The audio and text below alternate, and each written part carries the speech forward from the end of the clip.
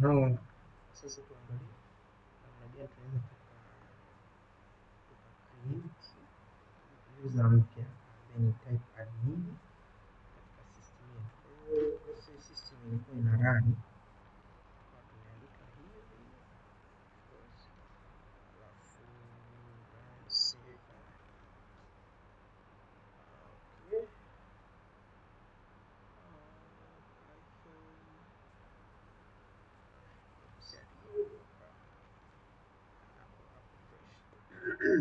Kama system ina run alafu tumetaka pengine tumeenda katika page sasa ya admin.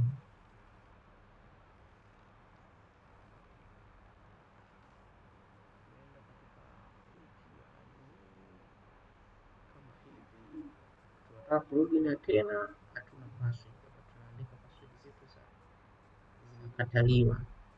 Kwa namna ya kucreate ni kwamba tunakuja hapa tunazima server kwanza, tunaandika python manage.py, tunaandika create super, tunaandika create super user. Hapa tucreate tuambia kwanza tuingize username. Kwa labda tuseme username wangu nataka kuingiza ni admin, email yake ni admin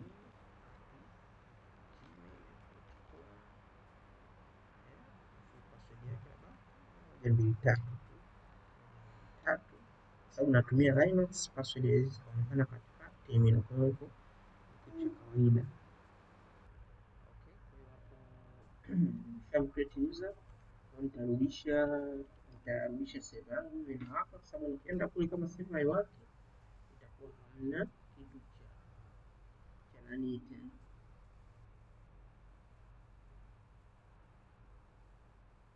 Okay, kwa hiyo hapa nitarudi kwenye page yangu ya admin.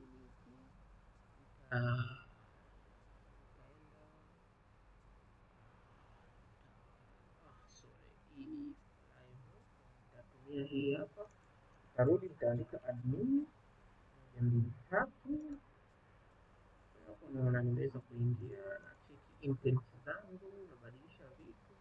Kwa hiyo ndo namna ya interact na terminal ya Python. Kuna command nyingi, lakini command basic ndio hizo: manage.py run server kwa ajili ya kucreate ya run server, alafu